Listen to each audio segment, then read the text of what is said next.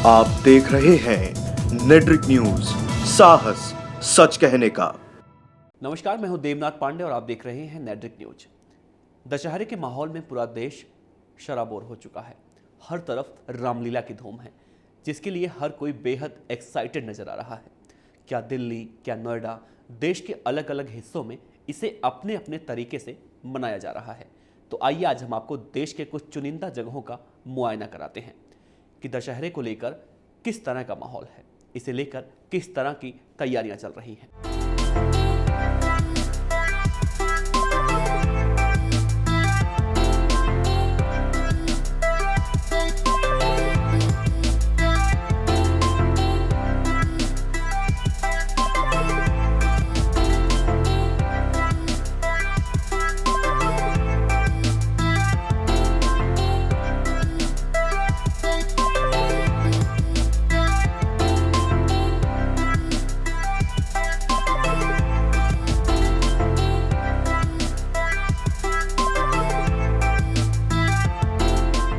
दशहरे का त्यौहार है और पूरा देश इसके रंग में रंग चुका है।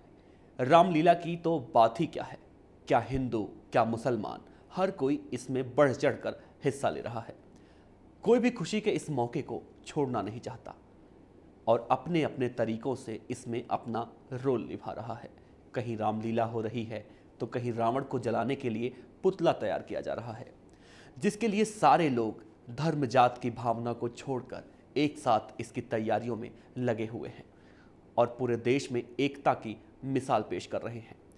तो आइए देखते हैं कुछ खास जगहों से हमारे संवाददाताओं की खास रिपोर्ट। दिल्ली से वाजिद अली की रिपोर्ट। यह है दिल्ली का ऐतिहासिक रामलीला मैदान, जो देश के कितने ही अहम मुद्दों का गवाह है, लेकिन आज ये गवाही दे रहा है उस दशहरे का जिसे मुगलों के जमाने से मनाया जा रहा है। रामलीला मैदान में रामलीला की तैयारी किस तरह होती है, आप खुद से देख लीजिए। जी, यहाँ पर जो हमारा आखिरी जो यहाँ पे शो हुआ था, मुगल बादशाह जो थे बहादुर शाह जफर, उन्होंने यहाँ पे आखिरी रामलीला की थी। तब से अभी तक ये 2018 चल रहा है, तब से अभी तक ही चलता आ रहा है। यहाँ पे मैं यहाँ पर मेकअप करती हूँ और कमेंट्री बोलती हूँ। ये बताइए, एक तैयार करने के लिए कितना टाइम लगता है? तैयारी के हिसाब से होता है। रात में मेकअप थोड़ा ज़्यादा टाइम लगता है, आधा घंटा लग जाता है। और फिर 15-20 मिनट लग जाते हैं। नाम है, लक्ष्मण है, टाइम लगता है। दशहरे का मौका है और हम इस वक्त खड़े हैं राजधानी दिल्ली की ऐतिहासिक रामलीला के अंदर। जी हाँ, आप देख सकते हैं जहाँ पर किस तरीके से मेघनाथ, रावण और कुंभकर्ण को सजाया गया है। जी हाँ, हम इस रामलीला की ख़ास बात ये बताते हैं कि ये रामलीला जो है मुग़ल टाइम से चली आ रही है। जी हाँ, आखिरी बादशाह जो बहादुर शाह जफ़र थे, उनके ज़माने से ये रामलीला चली आ रही है और इसी तरीके से दशहरे के मौके पर अधर्म पर धर्म की जीत होती है और इन पुतलों को जलाया जाता है। लेकिन सबसे ख़ास बात यह है कि जो इन पुतलों को बनाता है, आखिर वो कौन है? जी हाँ, हमारे साथ बातचीत करने के लिए वही शख्स मौजूद है। क्या नाम है तुम्हारा? मुकेश, ये बताइए, जिस तरीके से ये रामलीला होती है, दशहरा होता है, आप ये पुतले बनाते हैं, कितने दिन में तैयार करते हैं? कब से ये काम कर रहे हैं? ये पहले मेरे दादाजी करते थे, उसके बाद मेरे पापा जी, ताऊ जी सब करते हैं। और एक पुतले में 2 दिन लग जाते हैं कम से कम। तो अभी तक कितने पुतले बना चुके हो? अभी तक इस दिल्ली में 36 रामलीला है हमारे पास टोटल, जिनमें किसी में एक पुतला है, किसी में 3 भी है। एक रावण के पुतले को बनाने में कितने पैसे मिलते हैं आपके यहाँ से? वो तो अलग अलग हिसाब किताब होता है, जैसा उनका बजट होता है उस हिसाब से हमारा काम होता है। लाख रुपये से स्टार्टिंग है। आप इसमें पटाखे लगाते हो, बम लगाते हो, डर नहीं लगता? वो पटाखों का काम हमारा नहीं है, वो पटाखे वाले अलग हैं, हमारा सिर्फ रावण का काम होता है। तो कितने सालों से आपके जो पापा हैं या दादा हैं ये काम कर रहे हैं? काफ़ी साल हो गए मेरे हिसाब से।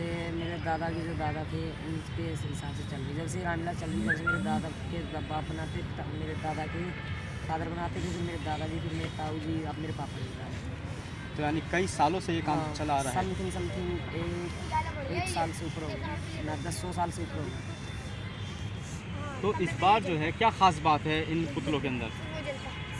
हर बार खास ही होता है, कुछ ना कुछ नया लेके आते हैं हर बार। इस बार क्या नया है?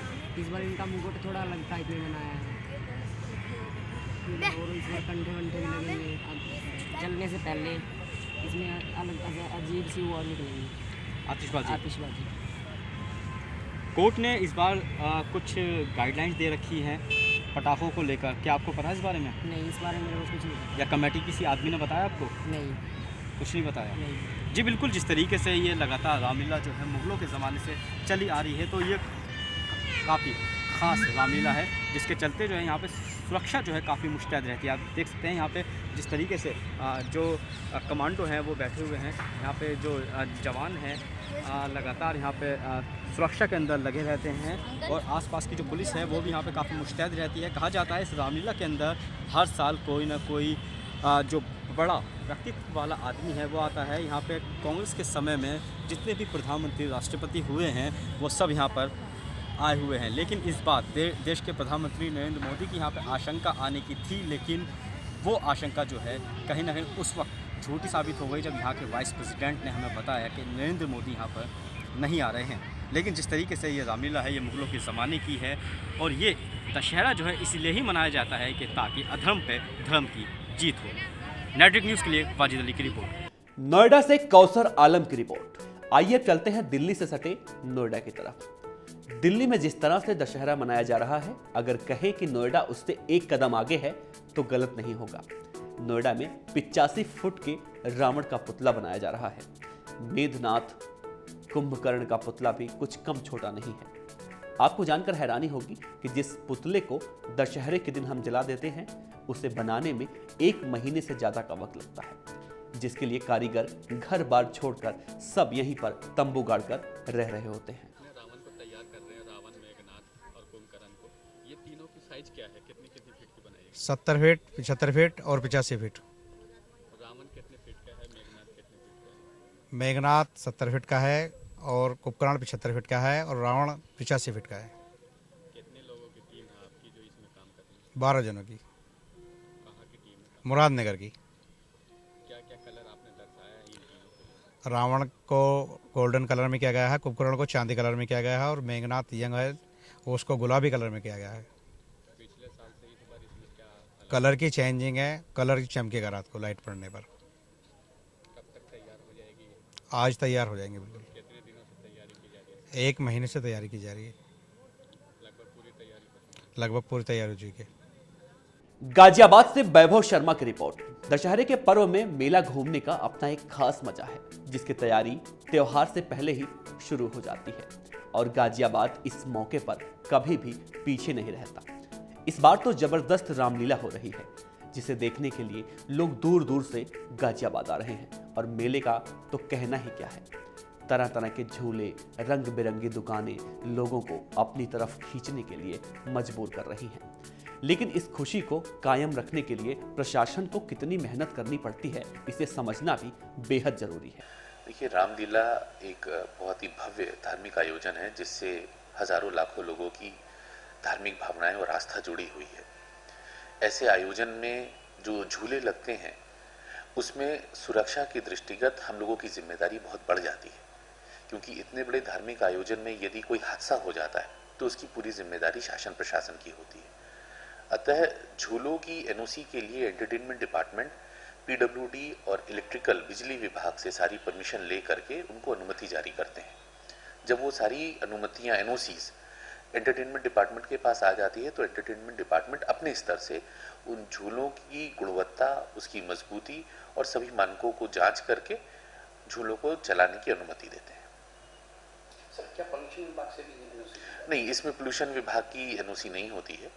पोल्यूशन विभाग की एनओसी की जरूरत नहीं होती है इसमें। परमिशन करीब 12 लोगों की हुई है रामलीलाओं में, और सभी प्रशासनिक अनुमति अपर नगर मजिस्ट्रेट ने और संबंधित तहसीलों में उप जिला मजिस्ट्रेट द्वारा दी जा चुकी है। हम लोगों के यहाँ से झूलों की 12 जगहों पे रामलीलाओं में परमिशन दी गई है, और सबके कैजुअल रजिस्ट्रेशन एंटरटेनमेंट के कराए गए हैं, रजिस्ट्रेशन हुए हैं जीएसटी के अंतर्गत। सबके द्वारा एडवांस टैक्स जमा किया गया है। जैसे कवि नगर में 1 लाख रुपए एडवांस टैक्स जमा कराया गया है, इंदिरापुरम में 1 लाख कराया गया है।